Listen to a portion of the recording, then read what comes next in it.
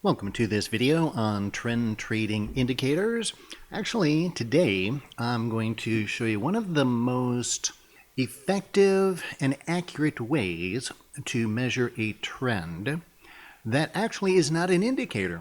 It's actually an index. Now, what's the difference? I get that a lot. So a lot of times, like I did a webinar and a video on the tick index before, and even after saying that it's not an indicator, people still kept asking me to send them the indicator. Well, it's not an indicator, and neither is this. So when I say it's an index as opposed to an indicator, what I mean is that you're not going to find this in the list of indicators on your charting platform.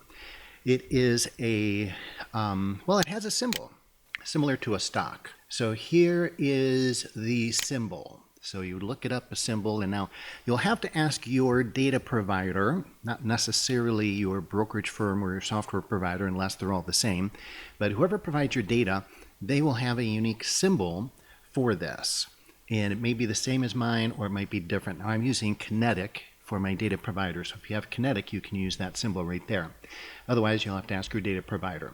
But basically what it is it is a statistic that is measuring the volume of shares of a security that are traded when the price is increasing, and then conversely, the volume of shares of a security that are trading when the price is decreasing, and measuring that difference, okay? Measuring the net difference. Now, there's several different versions of this. This is one of the New York Stock Exchange. And they have others that will measure the NASDAQ or the Dow or the S&P, so you can get more specific if you want to. So for example, if you're trading the E-minis, you may want to look at the one that specifically measures for the S&P. If you're measuring, or if you're trading the NQs, the NASDAQ, the Qs, whatever, the ETF, you might want to use the one for the NASDAQ. Makes sense? This is one of the most powerful things that I've ever come across. This thing is amazing. It is really, really good. I really encourage you to at least experiment with this because this has helped my trading tremendously. Okay, so here's how we use it. First of all, I like to add a 15 exponential moving average to it.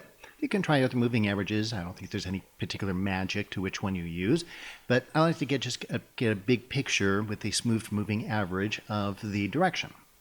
Okay, now here are three ways that I trade this. Number one, unidirectional days. That means where, and we'll get this maybe once or twice a week. So this is especially helpful for day trading. Maybe once or twice a week, we will get a market that pretty much moves generally in just one direction all day. So here's literally the open of the day, and that's the close of the day. And as you can see, right before the close, it goes all the way down there, and then we get a little pop-up the last 30 minutes. But basically, it's a unidirectional day. This is not a day where you'd want to be taking long trades. This is a day where you would do much better if all you did was short the market. And that's the only trade you took, was shorting the market. So I always have this chart up every single day, and I am looking at this thing.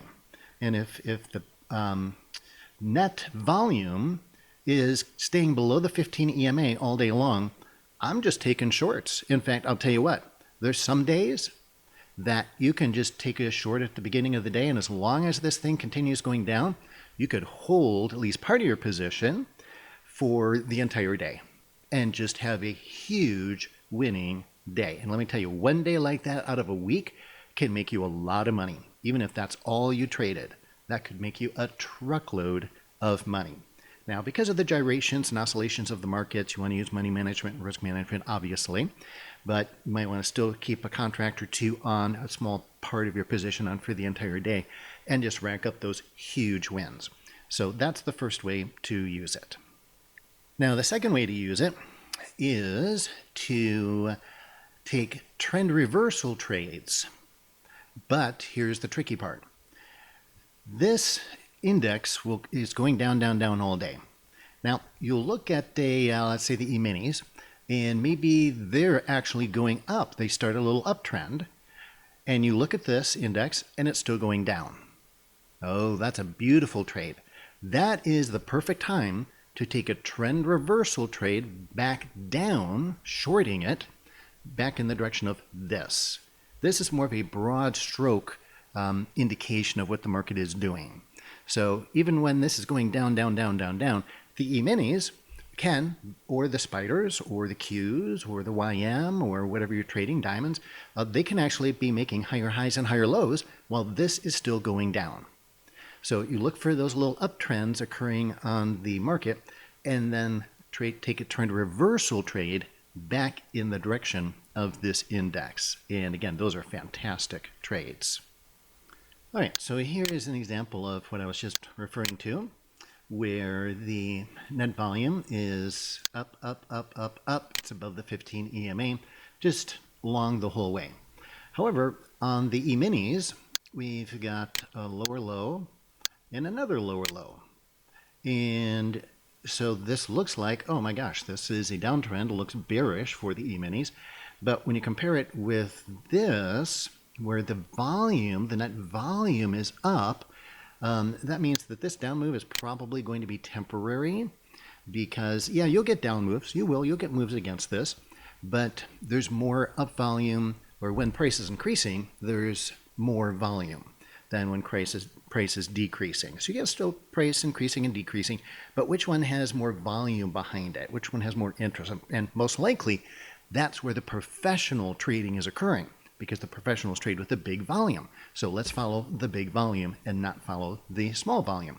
In fact, let's trade against the small volume traders. So this is one way to do that, and it works extremely well. And here's the third way to use this. And this is one way to help you stay out of choppy markets. So if you look at this, you'll see that the net volume indicator, index, I'm sorry, we don't really stay above the 15 EMA or below the 15 EMA. And if you look at the angle of it, it's not just straight up or straight down like I had on the last two charts. It's just pretty much consolidating here. And then we get a move up, but then it just comes right back down and consolidates. So it's above it, it's below it. The 15 EMA is just kind of wiggling sideways. You get above it, but then back below it, above it, below it, above it, below it, above it. Okay, that's a day where there is no dominant volume to the upside or the downside. In other words, the market professionals, the big money, hasn't committed to a bullish position or a bearish position, and therefore most likely you're not going to get any big follow through to the upside or the downside. And you can see that on the E-minis here too as well. So it follows, just it's pretty much in a channel type of situation. There's no big winners or losers to have here this day. They just aren't existing because the market doesn't provide that for you. So that's the third use of this, and it's how to stay out of choppy markets.